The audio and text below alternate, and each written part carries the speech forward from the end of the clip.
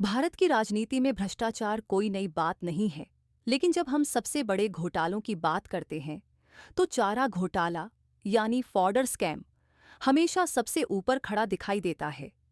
ये घोटाला सिर्फ पैसे की हेराफेरी नहीं था, बल्कि ये इस बात का सबूत था कि किस तरह से नेताओं और अफसरों की मिलीभगत से जनता का पैसा वर्षों तक लूटा जाता रहा। और इस पूरी कहानी के केंद्र में थे बिहार के पूर्व मुख्यमंत्री लालू प्रसाद यादव। 1990 के दशक में बिहार भारत का सबसे गरीब राज्य माना जाता था।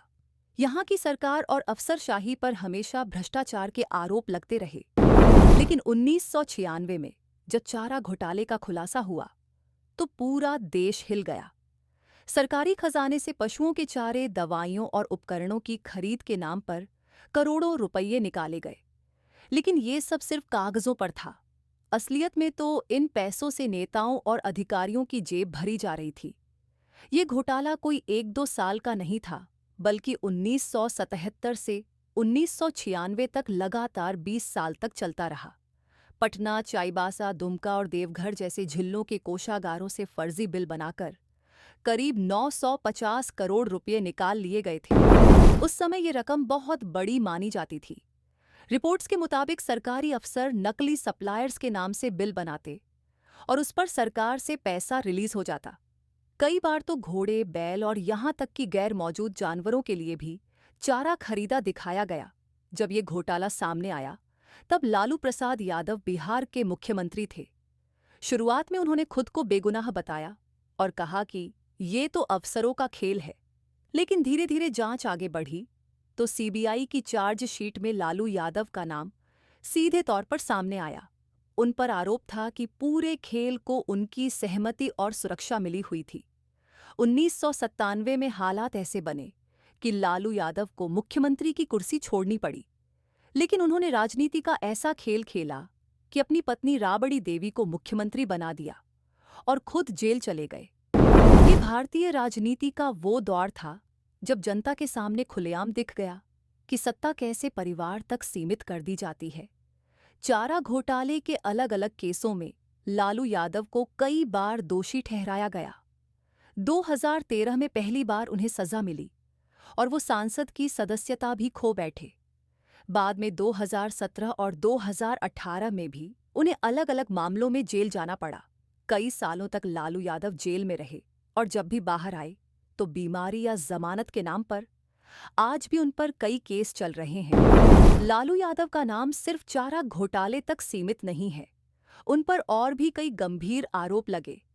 आईआरसीटीसी घोटाला, रेल मंत्री रहने के दौरान लालू यादव पर आरोप लगे कि उन्होंने रेलवे के होटल टेंडर अपने करीबियों को फायदा पहुंचाने के लिए दिए। इस मामले में भी सीबीआई ने केस दर्ज किया। लैंड फॉर जॉब्स स्कैम, नौकरी के बदले जमीन घोटाला, हाल के वर्षों में उन पर आरोप लगे कि जब वो रेल मंत्री थे, तब रेलवे में नौकरी देने के बदले लोगों से उनकी जमीन अपने रिश्तेदारों के नाम पर लिखवा ली। ये केस आज भी चल रहा है और ईडी की जांच जारी है। इसके अलावा लालू यादव और उनके परिवार पर संपत्ति से अधिक आय और बेनामी संपत्ति के भी कई मामले दर्ज हैं। सबसे बड़ा सवाल ये है कि जब इतने गंभीर घोटाले और सज्जा हुई, तो भी लालू यादव और उनकी पार्टी बिहार की राजनीति में क्यों टिके रहे? इसका जवाब है जातिगत राजनीति। लालू यादव ने खुद को पिछड़ों और दलितों का मसीहा बताकर अपनी छवि बनाई। उन्होंने MY फॉर्मूला यानी Muslim plus Yadav vote bank को मजबूत किया और जनता के बीच खुद को हमेशा गरीबों का नेता बताने की कोशिश की। यही कारण था कि घोटालों में फंसने के बावजूद उनकी राजनीति पूरी तरह खत्म नहीं हो पाई। आज लालू यादव स्वास्थ्य कारणों से राजनीति में सक्रिय नहीं है, लेकिन उनकी पार्टी राष्ट्रीय जनता दल (आरजेडी) बिहार की सबसे बड़ी विपक्षी पार्टी है। उनका परिवार तेजस्वी यादव और तेज प्रताप यादव अब राजनीति संभाल रहे हैं, लेकिन लालू यादव का नाम आज भी चारा घोटाले के बिना अधूरा है। चारा घोटाला सिर्फ एक स्कैंडल नहीं था, ये भारतीय राजनीति की उस गंदी सच्चाई का प्रतीक था जिसमें नेता और अफसर जनता के पैसे को अपनी तिजोरी भरने के लिए इस्तेमाल करते हैं। लालू यादव को सजा मिली, लेकिन सवाल आज भी वही है क्या ऐसे घोटालों से देश कुछ सीख पाया? क्या जनता आज भी जाति और धर्म के नाम पर नेताओं को माफ कर देती है? और अगर जवाब हाँ है तो अगला चारा घोटाला बनने में शायद देर नहीं लगेगी। चारा घोटाले की सबसे बड़ी सच्चाई ये थी कि ये कोई 1-2 साल का मामला नहीं था, बल्कि 3 दशकों तक चलता रहा।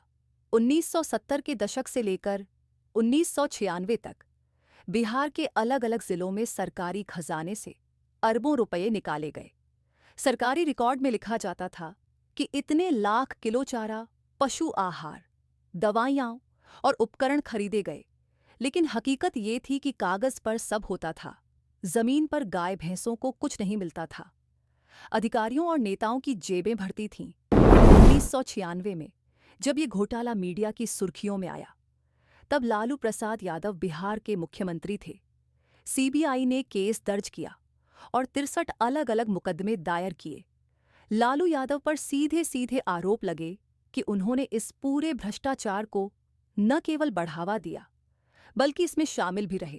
चौंकाने वाली बात यह थी कि सिर्फ चारा घोटाले से बिहार के खजाने को करीब 950 करोड़ रुपये का नुकसान हुआ था, जो उस समय एक बहुत बड़ी रकम मानी जाती थी। अब कहानी यहीं खत्म नहीं होती, क्योंकि चारा घोटाले के अलावा लालू यादव और उनके परिवार पर कई और घोटालों के आरोप लगे। 2017 में लालू यादव, उनकी पत्नी राबड़ी देवी और बेटे तेजस्वी यादव पर आईआरसीटीसी रेलवे होटल घोटाला का मामला दर्ज हुआ। आरोप ये था कि जब लालू प्रसाद रेलवे मंत्री थे, तब उन्होंने रेल के 2 होटलों का कॉन्ट्रैक्ट निजी कंपनियों को दे दिया और इसके बदले अपने परिवार की कंपनी के नाम पर बेनामी जमीनें और संपत्तियां ले लीं, यानी सरकारी होटल के बदले निजी जमीन हड़प ली गई। एक और बड़ा आरोप जमीन के बदले नौकरी घोटाले का है।